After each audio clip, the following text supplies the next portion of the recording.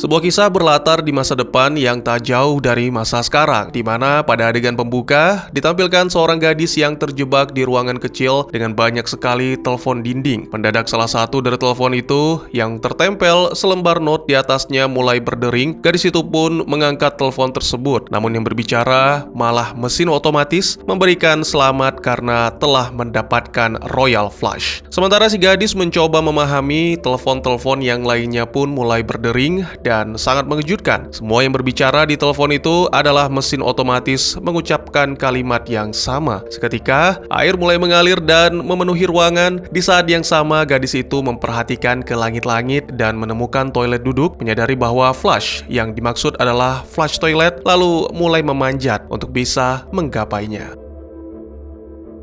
Sangat disayangkan ketika tiba di langit-langit, gadis itu malah tidak menemukan tuas flushnya. Lama-kelamaan, air pun mulai penuh hingga mencapai langit-langit. Gadis itu harus menemukan cara untuk mengatasi hal ini. Jika tidak, maka dia akan mati tenggelam.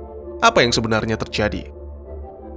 Selamat datang dan selamat berjumpa kembali bersama saya Teguh Gusto. Bagaimanapun kabar dan dimanapun kalian berada, tentunya jika selalu berdoa dan berusaha, pasti pada akhirnya semua akan baik-baik saja. Seperti biasa, saya akan bercerita yang mana kali ini tentang sebuah film berjudul Radio Flash, rilis di tahun 2019, disutradarai oleh Ben McPherson, serta dibintangi oleh para aktor yang mungkin pernah kalian lihat sebelumnya, tapi lupa nama.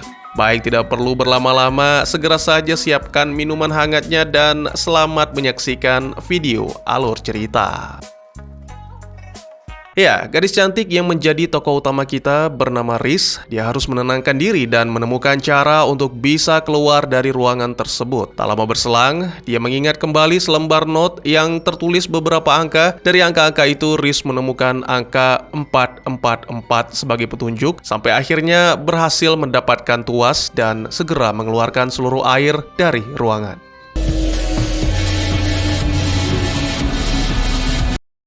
Beberapa saat kemudian, diketahui bahwa semua peristiwa tersebut adalah tantangan dari sebuah video game virtual reality. Riz melepas perangkatnya dan terungkap bahwa gadis itu sebenarnya sedang berada di pusat game esports, dikelilingi oleh beberapa gamer VR profesional lainnya. Setelah berhasil menyelesaikan tantangan terakhir, gadis itu pun bergegas pulang ke rumah, di mana sang ayah, yaitu Chris, sudah menunggu dengan makan malam yang sederhana namun benar-benar nyata. Ya, kata-kata itu diungkapkan oleh Riz yang sepertinya akhir-akhir ini sibuk berada di dunia virtual dalam rangka mengasah kemampuannya untuk persiapan menghadapi kejuaraan.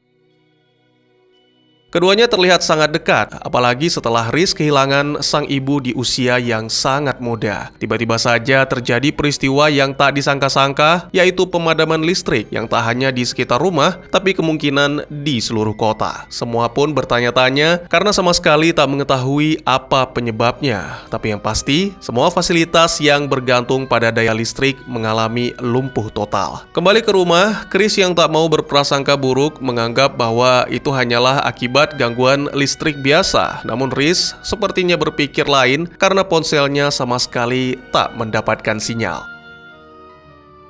Sangat disayangkan, peristiwa korsleting tersebut menyebabkan komputer Riz rusak parah. Sementara itu, Chris yang berada di ruang utama menyalakan lentera, mengatakan kepada putrinya, mungkin saja pemadaman ini adalah suatu momen di mana mereka semua bisa beristirahat sejenak dari perangkat game untuk bisa menikmati waktu bersama keluarga.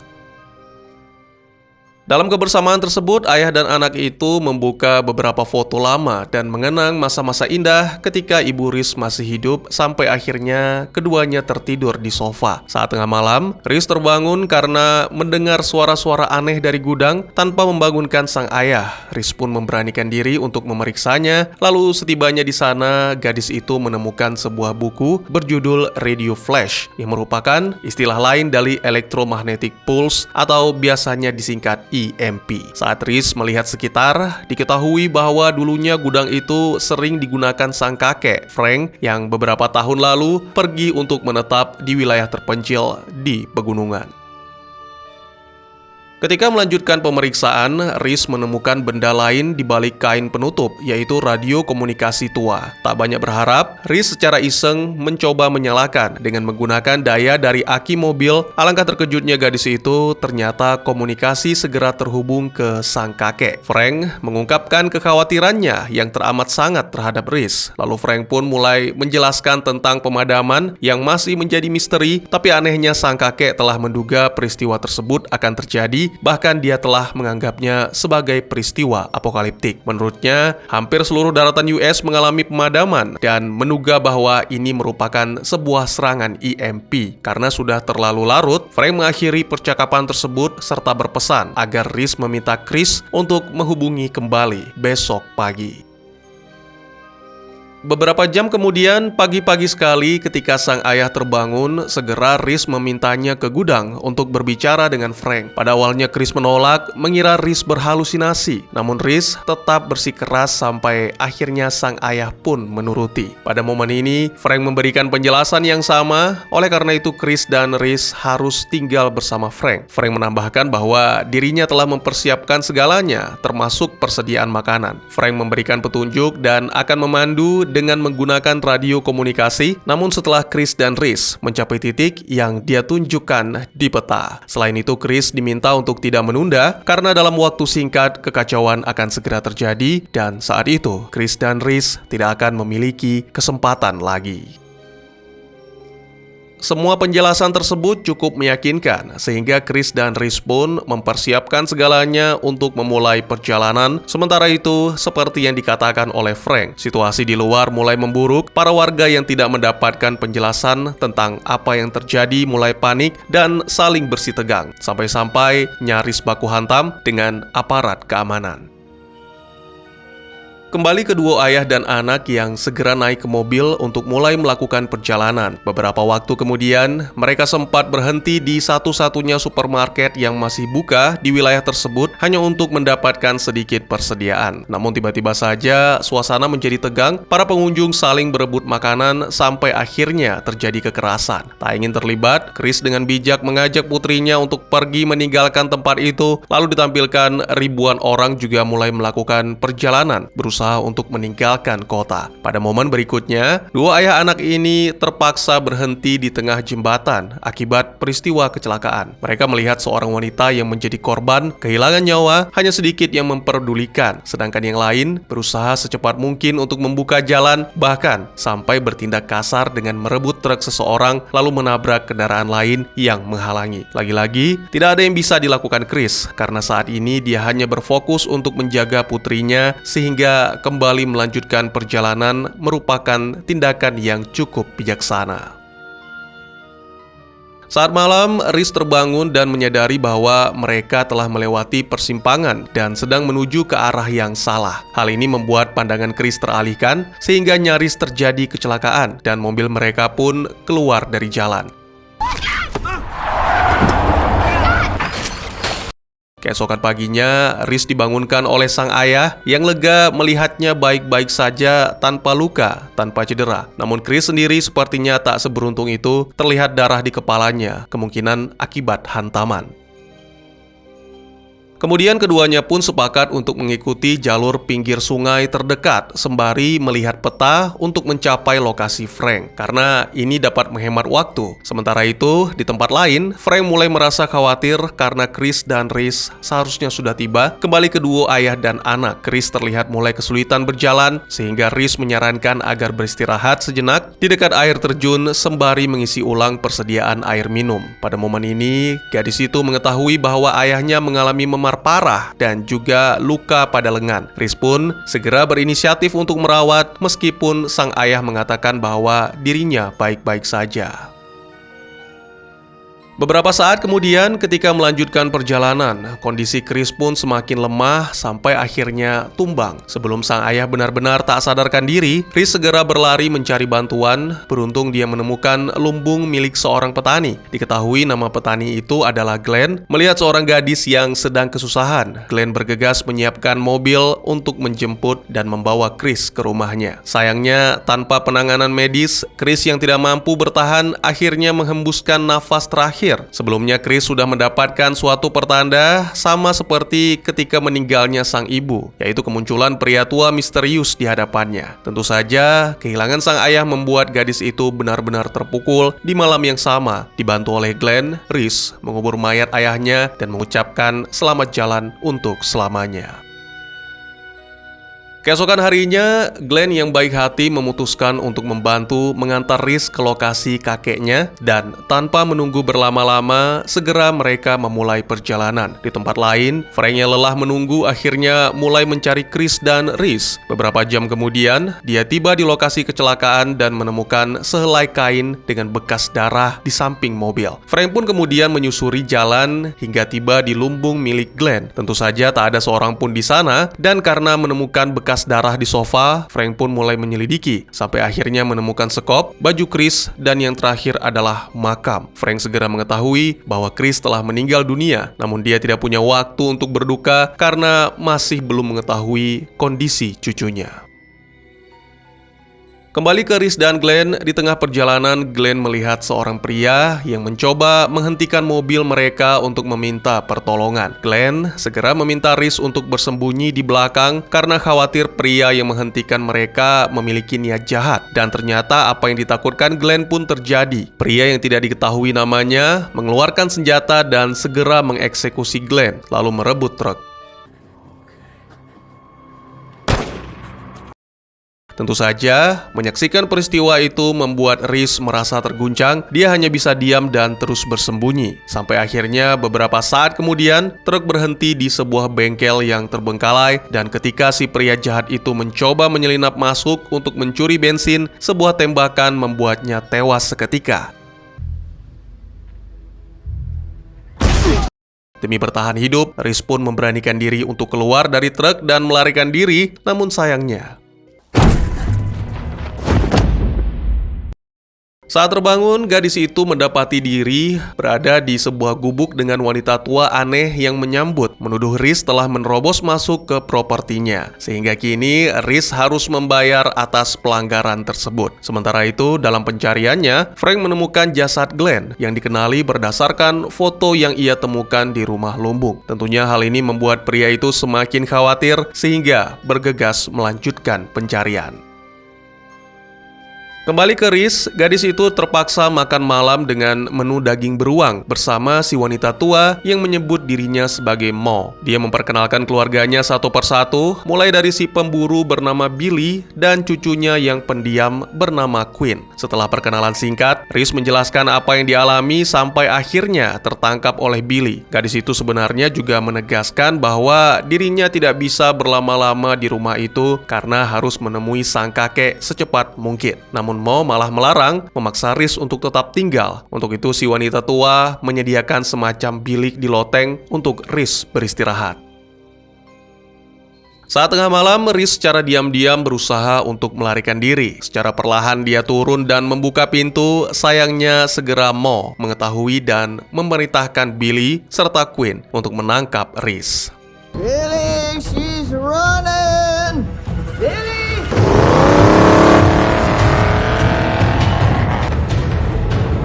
Get away from me! Get away!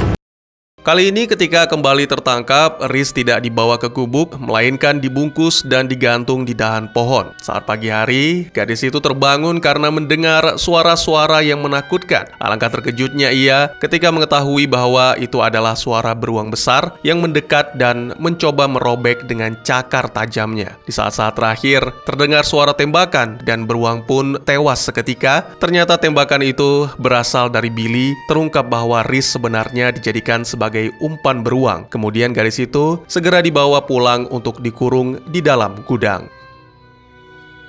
Hari demi hari telah berlalu dan selama itu Reese hanya terkurung di dalam gudang dalam keadaan terikat. Pada suatu hari, Billy datang melepaskan ikatan namun tidak membebaskan karena Reese dibawa untuk menghadap Mo yang sedang bersantai sore menikmati segelas teh hangat. Pada momen ini, Mo menjelaskan tujuannya menahan Reese yang ternyata adalah untuk dijadikan pasangan Bill atau Quinn. Tentu saja Reese menolak sampai akhirnya kembali dikurung di gudang. Pada momen ini, gadis itu sudah benar-benar muak sehingga berusaha untuk melepaskan ikatan. Sayangnya, dia sama sekali tidak berhasil menemukan cara untuk keluar dari gudang dan akhirnya hanya bisa duduk, memandangi iPad dan berusaha untuk menghubungi Frank lewat radio.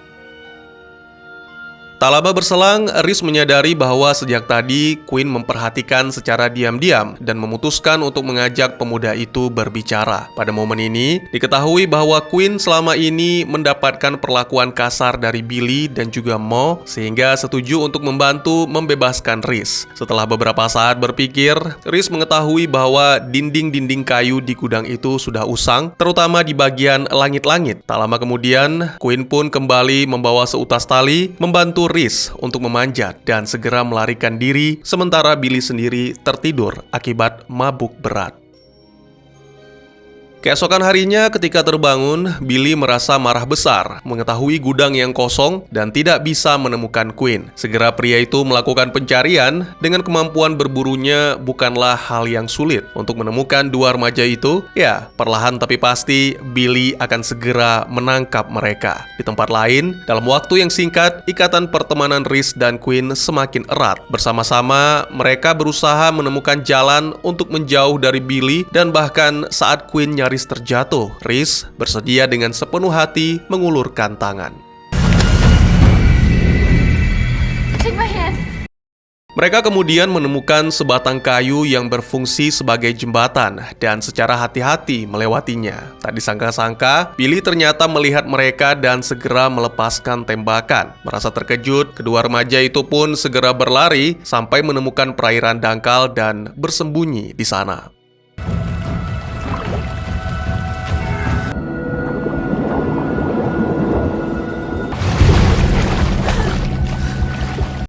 Sangat sulit untuk melarikan diri dari Billy yang sudah sangat berpengalaman dalam berburu, sehingga Quinn memutuskan untuk menghadapinya sementara Rhys diminta bersembunyi di balik batu. Tentu saja Quinn tidak akan mampu melawan Billy dan lagi-lagi Rhys melihat seorang pria tua yang menandakan kematian. Tak mau kehilangan lagi, Rhys akhirnya bangkit meraih senapan yang dijatuhkan Billy dan seketika tembakan tersebut membuat Billy tewas. Terungkap ternyata yang menembak bukanlah Rhys, melainkan sang kakek yaitu Frank. Dengan perasaan yang sangat lega dan berlinang air mata, Rhys memeluk Frank dengan erat. Lalu adegan berpindah ke beberapa bulan kemudian, di mana baik Rhys maupun Quinn tinggal bersama Frank dan mulai membangun kehidupan baru sebagai keluarga. Diketahui dunia masih mengalami pemadaman total, namun dengan tinggal di pegunungan, mereka bisa mencukupi segala kebutuhan untuk bertahan hidup. Film pun ditutup dengan menampilkan pada suatu hari Quinn menggunakan laptop Rhys yang ternyata tercover jaringan internet darurat dari pemerintah. Banyak pesan-pesan yang masuk dari beberapa teman mengatakan bahwa pemadaman akan segera berakhir. Dan tamat. Secara jujur, film ini mengingatkan saya akan peristiwa di penghujung tahun 90-an, tepatnya di malam tahun baru, karena banyak desas-desus yang beredar akan terjadinya akhir dunia. Tak jarang saya senyum-senyum sendiri, mengingat kepanikan di dalam hati sampai-sampai sulit tidur. Belum cukup sampai di situ, kejadian yang serupa juga terulang pada Desember 2012, meskipun saya sudah menganggapnya secara biasa saja, tapi belum tentu dengan orang-orang di sekitar. Apalagi berita-berita yang beredar cukup gencar, meski penjelasannya di luar nalar. Hal ini menjadi perhatian utama yang memegang peranan penting dalam film horor bencana seperti Radio Flash. Di film ini kita melihat sumber kecemasan yang umum terjadi dalam kehidupan kita sesuai dengan namanya. Kehancuran di dalam film ini disebabkan oleh ledakan EMP yang memadamkan listrik di hampir seluruh daratan US. Pada awalnya mungkin terdengar seperti masalah kecil bagi kelompok yang sangat bergantung pada teknologi, terutama smartphone. Mungkin akan merasa tidak lengkap atau seperti warga tanpa KTP. Namun yang sebenarnya terjadi bahkan jauh lebih parah. Tidak ada pemanas ruangan, tidak ada air bersih, dan bahkan tidak ada tempat penyimpanan makanan. Film ini benar-benar membuat kita menyadari seberapa bergantungnya kita pada listrik. Ya, tanpa kita sadari, listrik mempengaruhi hampir seluruh aspek kehidupan kita. Seperti kita tahu, film ini berpusat pada seorang gadis muda yang saya yakin kita semua sepakat cantiknya gak ada obat. Bersama dengan ayahnya, dia berusaha menuju ke utara menemui sang kakek yang merupakan seorang ahli dalam menghadapi bencana besar. Ketika menyaksikan perjalanan mereka, kita tentunya bertanya-tanya tentang moralitas kita sendiri saat kembali ke sifat dasar manusia, menjadi hal yang lumrah bagi orang untuk saling menyingkirkan satu sama lain semata-mata demi bertahan hidup. Saya cenderung berpikir bahwa ini mungkin menjadi sumber ketakutan sejati dalam film-film semacam ini. Seberapa cepat kita bisa berbalik melawan sesama demi keuntungan pribadi, ini mengingatkan saya akan sebuah momen di mana kali ini saya dan keluarga sempat menghadapi bencana yang bisa dibilang cukup mengerikan di penghujung tahun 2004. Beberapa memang terlihat saling bantu dan tolong-menolong, tapi tak sedikit pula yang berjuang saling sikut demi bertahan. Salah satu yang sangat membekas bagi saya adalah ketika hendak menaiki pesawat untuk mengungsi, semua korban saling sikut-sikut, tak peduli pria, wanita, tua, maupun anak kecil. Semua ingin segera naik ke pesawat untuk pergi ke lokasi yang lebih aman. Saya pikir kengerian inilah pesan utama yang ingin disampaikan oleh film ini. Meski tanpa memperhatikan keindahan maksud saya keindahan pemandangan, perkembangan cerita ini sangat menarik dengan cara yang tak terduga sebelumnya. Film yang awalnya berfokus pada bencana, berkembang menjadi pemahaman bagaimana manusia bisa berubah ketika berada di bawah tekanan bencana tersebut. Tidak hanya itu, adanya beberapa kemajuan dan perubahan arah cerita membuat petualangannya semakin menegangkan dengan nuansa yang menarik, hanya saja tidak sesadis film-film apokaliptik pada umumnya, karena mungkin film ini lebih ditujukan oleh remaja menengah ke bawah. Kurang lebih demikian, terima kasih buat yang sudah menyaksikan, dan mohon maaf jika ada kesalahan dalam penyampaian. Silakan memberikan komentar, bertanya, ataupun merequest kira-kira film apa yang menarik untuk dibahas, bisa lewat kolom komentar, atau buat yang malu-malu bisa via DM ke Instagram saya di @tekugusto. Insya Allah pasti akan dibaca. Mari kita jadikan kolom komentar sebagai sarana penambah wawasan dan menciptakan jalinan persaudaraan, bukan malah menjadikannya sebagai tempat pembulian, sehingga menciptakan permusuhan. Jangan lupa untuk dukung terus channel ini dengan cara share, like, dan subscribe, karena dukungan dari kalian sangat berharga bagi saya demi perkembangan channel ini. Saya Gusto, sampai jumpa di video selanjutnya. Tetap semangat, tetap bersyukur setiap hari. Dadah!